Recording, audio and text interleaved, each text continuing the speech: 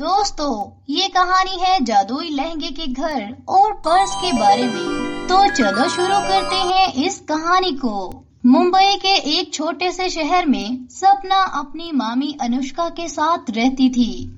सपना के माता पिता कई समय पहले ही बीत गए थे और सपना के मामा भी कुछ दिनों पहले ही साम्राज्य से जा मिले थे, जिसके कारण सपना अपनी मामी के साथ रहने लगी थी। सपना की मामी के यहाँ कोई और संतान नहीं थी, इसलिए अनुष्का सपना के साथ बिल्कुल अपनी बेटी जैसा व्यवहार करती थी। इसकी हर इच्छा को पूरा करती थी। अनुष्का पढ़ी लिखी ना थी, मगर वो सिलाई बहुत अच्छे से जानती थी। वो पूरी रात घर में बैठकर सिलाई किया करती थी और सुबह के समय में लोगों के घर जाकर उनके घरों की सफाई का काम भी किया करती थी। इसी तरह अनुष्का जो पैसा जोड़ती इसे सपना पर उड़ा देती थी। सपना जो कि बहुत ही लालची और घमंडी लड़की थी और वो हर समय अपनी मामी को तंग करती रहती थी और तरह तरह की चीजें लेने के लिए इच्छा को जाहिर किया करती थी। मगर अनुष्का कभी भी सपना का दिल टूटने नहीं देती थी। इसी तरह सपना शहर के जिस स्कूल में पढ़ती थी वहाँ पर बहुत ही अमीर परिवार की लड़कियाँ भी पढ़ती थी। सपना इन लड़कियों को देखकर इनसे दूर दूर रहती थी, क्योंकि वो बहुत ही वेल ड्रेसिंग करके आया करती थी, जबकि सपना अपने पुराने कपड़ों में ही स्कूल जाया करती थी, जिसके कारण स्कूल की सारी लड़कियां सपना का खूब मजाक बनाती थीं। सपना को शुरू से ही लोगों की नकल करने की बहुत ही आदत थी, इसलिए वो इन अमीर लड़कियों के पास जो कुछ भी देखती वो अपनी मामी से कहती कि मुझे भी वैसी ही चीज लेनी है। इस तरह एक बार सपना को इन अमीर लड़कियों में से एक लड़की का स्कूल बैग बहुत ही पसंद आ जाता है, जो कि बहुत ही ब्रांडेड होता है। सपना अपने घर आकर अपनी मामी से फिर से नया बैग लेने की जिद करने लगती है, मगर अनुष्का ये सोचकर बच्ची का दिल न टूट जाए अपनी गुल्लक तोड़कर पैसा निकाल लेती है और सपना को पैसे देती है, जिसे देखकर सपना बहुत ही खुश हो जाती है और वो बाजार की तरफ जाती है। अपने लिए एक बहुत ही सुंदर बैग लेकर आती है, मगर वो बिल्कुल भी ब्रांडेड नहीं होता। अगले दिन जब सपना वो बैग पहनकर इन लड़कियों के सामने जाती है तो वो लड़कियां जोर जोर से हंसने लगती हैं और सब कहती हैं, अरे ओ सपना मैम, कहाँ से ले आई ये बैग? तूने तो किसी का डिजाइन कॉपी ही किया होगा, लेकिन ये एकदम फटीचर लग रहा है। ये कहते ही सभी लड़कियां जोर जोर से हंसने लगती हैं, जिसे देखकर सपना को बहुत ही गुस्सा आता है और सपना कहती है, देख लेना, एक दिन मेरे पास सब कुछ होगा, मैं तुमसे ज्यादा अमीर हो जाऊंगी और तुम मुझे देखकर जलती रहोगी। तभी सामने खड़ी एक लड़की इसे कहती है, अरे जा जा, वो दिन देखने के लिए हमारी आंखें तरस रही हैं। जिसे सुनकर सपना वहाँ से चली जाती है। इस तरह समय गुजरता जाता है। सपना के स्कूल में एक एनुअल फंक्शन होता है, जिसमें सब परीक्षा करने लगते हैं। सपना भी इस एनुअल फंक्शन में भाग लेना चाहती थी। तभी वो वही अमीर लड़कियाँ सपना के आगे आती हैं और सपना से कहती हैं, अरे ओ सपना, तेरे पास एनुअल फंक्शन में पहनने के लिए सुंदर लहंगा और सैंडल हैं क्या, जो तो इस एनुअल फंक्शन में भाग लेने का सोच रही है? और अगर तेरे पास सुंदर लहंगा और सैंडल नहीं है तो हमारे एनुअल फंक्शन में आकर अपनी बेइज्जती करवाने की कोई जरूरत नहीं। ये बात सुनकर दूसरी लड़की कहती है, अरे इसे क्या कहना, ये तो बहुत ही गरीब लड़की है, फिर से फटे पुराने कपड़े पहनकर एनुअल फंक्शन में आ जाएगी, इसे इज्जत और बेइज्जती से क्या लेना। सबकी ये बात सुनकर सपना वहाँ से गुस्सा होकर चली जाती है और अपने घर आ जाती है। सपना की मामी को सपना कुछ निराश दिखाई देती है। फिर वो सपना के करीब आकर सपना से कारण पूछती है तो सपना कहती है, मामी, कुछ दिनों बाद हमारे स्कूल में एनुअल फंक्शन है और मैंने वहाँ पर बहुत ही सुंदर लहंगा और सैंडल पहनकर जाने हैं, वरना सभी लड़कियाँ मेरा बहुत ही मजाक बनाएंगी। ये सुनकर सपना की मामी शांत हो जाती है और कहती है, बेटा अब मेरे पास इतने पैसे नहीं कि मैं तुम्हारे लिए महंगा लहंगा और सैंडल खरीद सकूं। जिसे सुनकर सपना और भी निराश हो जाती है और चुप करके बैठ जाती है।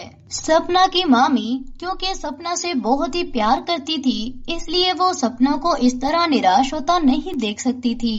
तभी वो सपना से कहती है, मैं तुम्हारे लिए सुंदर लहंगा खरीदूंगी और सैंडल भी खरीद लूंगी। देखना तुम इसे पहनकर परी से भी ज्यादा सुंदर लगोगी। ये बात सुनकर सपना बहुत ही खुश हो जाती है और खुशी से नाचने लगती है। सपना की मामी पूरी रात नहीं सोती और कुछ दिन मुसलसल कपड़े सिलाई करती रहती है, जिसके कारण इसकी तबीयत खराब होने लगती है। मगर सपना की मामी बिल्कुल भी दुखी नहीं होती, बल्कि वो बहुत ही खुश होती है कि दिन रात ज्यादा मेहनत करने के कारण इसने बहुत ज्यादा पैसा कमा लिया। अब वो सपना के लिए नया सुंदर लहंगा और सैंडल खरीद सकेगी। फिर वो जमा किए हुए पैसे सपना को देती है और कहती है, ये लो सपना, तुम बाजार से अपने लिए सुंदर लहंगा और सैंडल खरीद कर ले आओ। ये सुनकर सपना बहुत ही खुश हो जाती है और बाजार की तरफ जाने लगती है। मगर बाजार तक जाने के लिए रास्ते में एक छोटे से जंगल से गुजरना पड़ता था, जहाँ पर सपना को गुजरते देखकर एक आदमी इसके पास आता है और सपना से इसकी खुशी का कारण पूछता है। तो सपना इसे सब कुछ बता देती है कि वो अपने लिए एक सुंदर लहंगा और सैंडल खरीदने जा रही है। तभी वो आदमी सपना के सारे पैसे छीन लेता है और वहाँ से भाग जाता है। सपना वहीं पर चिल्लाने लगती है और रोने लगती है, मगर इस जंगल में सपना की मदद के लिए कोई नहीं आता। इस तरह सपना रोते रोते आगे बढ़ने लगती है। तभी वो थोड़ा ही आगे बढ़ती है तो वो देखती है कि एक बूढ़ी औरत जमीन पर पड़ी है और वो मदद के लिए पुकार रही है। तभी सपना रोते रोते इस बुढ़िया के पास जाती है और कहती है, बूढ़ी माँ जी, आप यहाँ क्या कर रही हैं? तभी वो बूढ़ी औरत सपना से कहती है, बेटा मैं एक परी हूँ, मैं इस दुनिया में आकर यहीं के लोगों जैसी हो गई हूँ। मुझ पर दया करो और मुझे मेरे परी लोक में पहुँचा दो। लेकिन परी माँ जी, मुझे तो परी लोक का रास्ता ही नहीं आता। अरे परी लोक का रास्ता मैं तुम्हें बताऊंगी, मगर सूरज ढलने से पहले ही तुम्हें मुझे वहाँ तक पहुँचाना होगा। ये सुनकर सपना कहती है, बूढ़ी माँ जी, सूरज तो ढलने को है, आप मुझे जल्दी से रास्ता बताएं ताकि मैं आपको टाइम से वहाँ पहुँचा दूँ। तभी वो बूढ़ी औरत बताती है कि थोड़ा ही आगे चलकर एक नदी है और नदी के दूसरी तरफ एक जादुई सीढ़ी है जो कि आसमान की तरफ जा रही है और बादलों में जाकर खत्म हो जाती है। इस तरह सपना इस बूढ़ी औरत को नदी के दूसरी तरफ ले जाती है और फिर थोड़ा सा आगे चलकर इसे जादुई सीढ़ियाँ भी दिखाई देती हैं, जिन पर चढ़कर वो बूढ़ी अम्मा को इस परी लोक तक पहुंचा सकती थी। फिर सपना और बूढ़ी अम्मा सीढ़ियाँ चढ़ने लगती हैं और सीढ़ियाँ बादलों में जाकर खत्म हो जाती हैं। फिर सपना वहाँ जाकर देखती है कि वहाँ पर एक लहंगे का बहुत ही खूबसूरत घर होता है। इसी तरह इसके साथ एक पर्स का भी घर होता है। तभी वो बूढ़ी औरत इस जादुई लहंगे के घर में जाती है और जादुई लहंगे के जादू से परी के रूप में बदल जाती है और फिर वहाँ से निकलकर पर्स के घर में जाती है। वहाँ से अपनी जादुई छड़ी उठाती है। इतने में सपना भी परी के पीछे आ जाती है और वो पर्स के अंदर जाकर बहुत ही हैरान हो जाती है। सपना को ऐसे लग रहा था कि मानो वो किसी दूसरी दुनिया में आ गई हो। पर्स के अंदर का घर बहुत ही खूबसूरत होता है। तभी परी इसकी तरफ देखती है और कहती है, सपना, तुम्हारा बहुत बहुत धन्यवाद, तुम मुझे यहाँ तक लाई और मुझे सूरज ढलने से पहले यहाँ पहुँचा दिया, जिसके कारण मैं पहले जैसी परी बन सकी हूँ।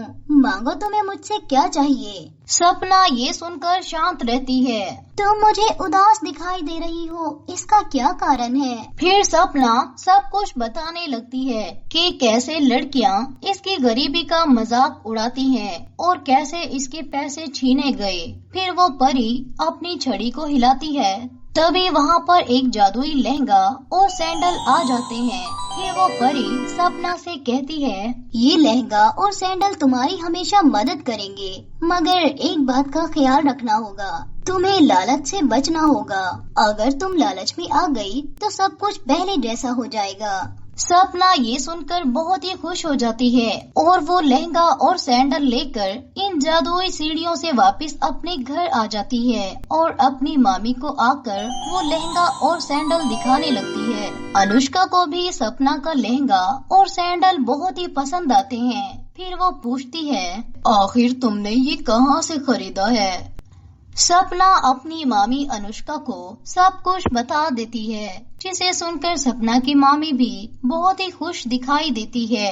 इस तरह एनुअल फंक्शन का दिन भी आ जाता है और सपना वो लहंगा और सैंडल पहनकर तैयार होने लगती है और आईने के सामने खुद को निहारने लगती है तो सपना देखती है कि वो बहुत ही सुंदर लग रही है।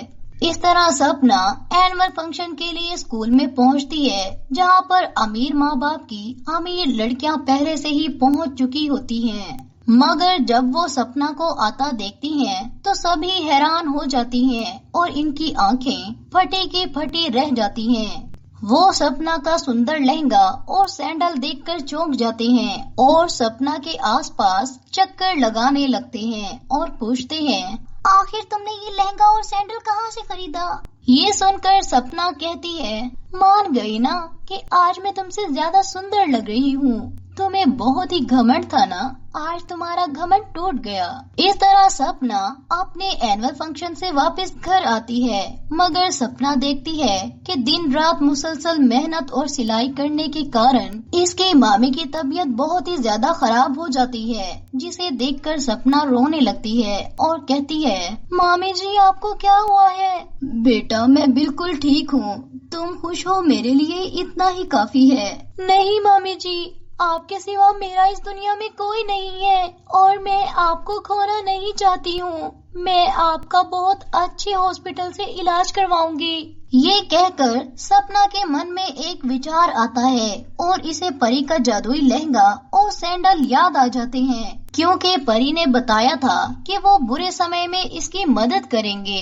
फिर सपना इस लहंगे के पास जाती है और कहती है, ए जादुई लहंगे, मेरी सहायता कीजिए, मैं बहुत ही परेशान हूँ और मुझे अपनी मामी का इलाज करवाना है, लेकिन मेरे पास पैसे बिल्कुल भी नहीं हैं। मुझ पर दया कीजिए और मुझे पैसे दे दीजिए। तभी इस लहंगे में से पैसे निकलकर बाहर आने लगते हैं, जिसे देखकर सपना बहुत ही खुश हो जाती है और फिर एक अच्छे हॉस्पिटल से अपनी मामी का इलाज करवाती है। इसी तरह सपना के मन में लालच बढ़ने लगता है और वो लहंगे से जाकर कहती है, ए जादुई लहंगे, हमारे इस टूटे फूटे घर को बहुत बड़े घर में तब्दील कर दे। इतने में सपना का पुराना टूटा हुआ घर एक बहुत बड़े बंगले में तब्दील हो जाता है। इसी तरह सपना की लालच और भी ज्यादा बढ़ने लगती है। अब रोज रोज जाकर सपना इस जादुई लहंगे से कुछ न कुछ मांगती रहती है और लहंगे से मांगना इसकी आदत बन जाती है, जिसे देखकर इसकी मामी इसे बहुत ही समझाती है, बेटा इतनी लालच करना अच्छी बात नहीं। मगर सपना परी की बात को बिल्कुल भूल जाती है, जो परी ने कहा था कि अगर तुम इस जादुई लहंगे और सैंडल से ज्यादा लालच करोगी तो तुम्हारा सब कुछ छिन जाएगा और तुम पहले जैसी गरीब हो जाओगी। इसी तरह सपना के अंदर घमंड बढ़ने लगता है और वो सबको अपने जूते की नोक पर रखने लगती है, मगर किसे मालूम था कि किसके भाग्य में आगे क्या होने वाला है।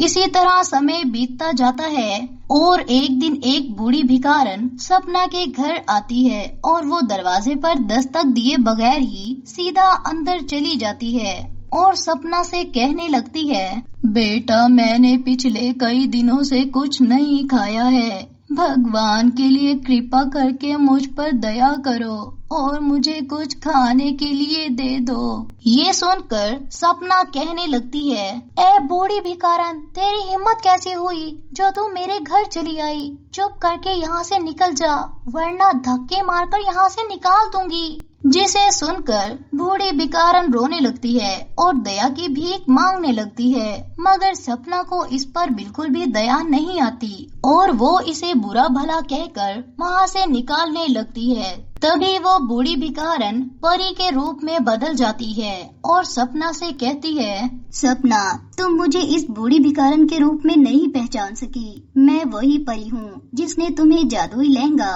और सैंडल दिए थे, जिसने मुश्किल समय में तुम्हारी मदद की थी। और मैं तो समझी थी कि तुम इस जादुई लहंगे और सैंडल की मदद से गरीब लोगों का भी भला कर रही होगी, मगर मेरी सोच बिल्कुल गलत थी। तुम तो सिर्फ अपनी दुनिया सजाने में लगी हुई हो, इसलिए मैं तुमसे बहुत ज्यादा नाराज हूँ और अपना लहंगा और सैंडल यहाँ से लेकर जा रही हूँ। फिर वो परी जादुई लहंगा और सैंडल लेकर वहाँ से चली जाती है। सपना का बंगला वापस टूटे फूटे घर में बदल जाता है, जिसे देखकर सपना जोर जोर से रोने लगती है। फिर सपना की मामी इसके पास आती है और कहती है, सपना बेटा, मैंने तुम्हें पहले ही समझाया था कि इतना लालच करना अच्छी बात नहीं, मगर तुमने मेरी बात नहीं मानी, जिसके कारण ये सब हुआ है। ये सब तुम्हारी गलती की सजा है।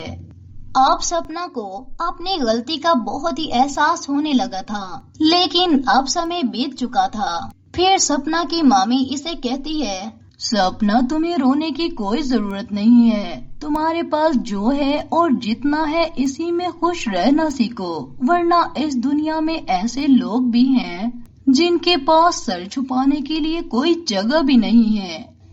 ये सुनकर सपना मुस्कुराती है और ऊपर वाले का धन्यवाद करती है कि इन्होंने इन्हें कुछ तो दिया है।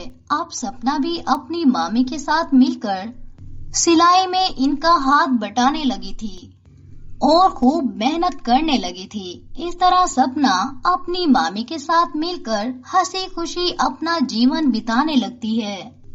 अगर आपको हमारे ये वीडियो पसंद आए तो चैनल को लाइक, सब्सक्राइब एंड कमेंट जरूर कीजिएगा। शुक्रिया।